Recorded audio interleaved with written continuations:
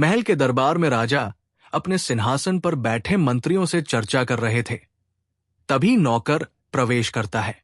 राजा गंभीर स्वर में कहते हैं, हमारे खजाने की हालत खराब हो रही है, कोई समाधान निकालना होगा। नौकर मुस्कुराते हुए कहता है, महाराज चिंता मत कीजिए, मैं एक उपाय जानता हूं जिससे खजाना फिर भर सकता है। राजा उत्सुकता से पूछते हैं, अच्छा बताओ क्या उपाय है।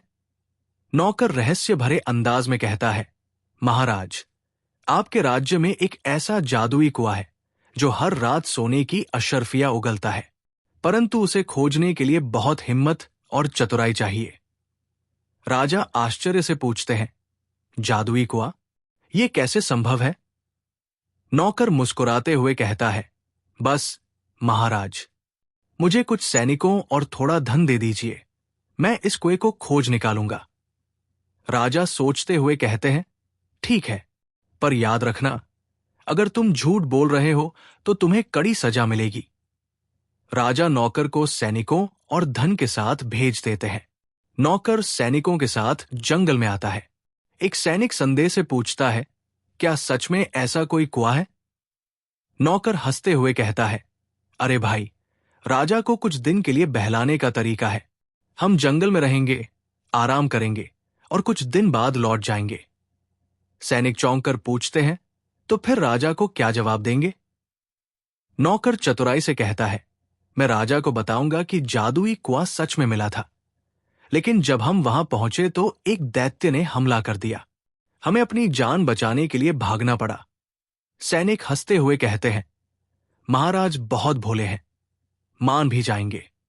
कुछ दिनों बाद नौकर और सैनिक लौटते हैं। राजा प्रतीक्षा कर रहे होते हैं। राजा उत्साहित होकर पूछते हैं, क्या हुआ, जादुई कुआं मिला। नौकर दुखी स्वर में कहता है, महाराज कुआं तो मिला, पर वहां एक भयंकर दैत्य पहरा दे रहा था। जैसे ही हमने कुएं से सोना निकालने की कोशिश की, वो हम पर टूट पड़ा।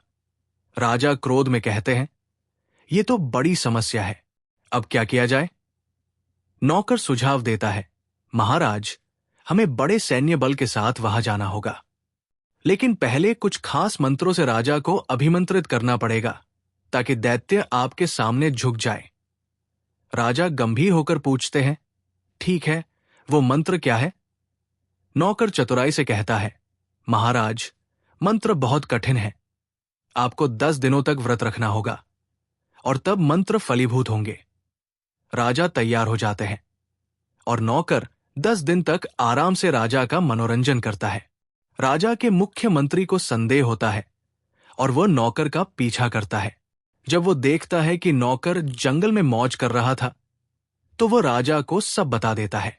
राजा गुस्से से कहते हैं, अरे धूर्त, तूने हमें मूर्ख बनाया। नौकर हंसते हुए जवाब देता है, महाराज क्षमा करें, लेकिन देखिए इस बहाने से आपको भी 10 दिन का विश्राम मिल गया।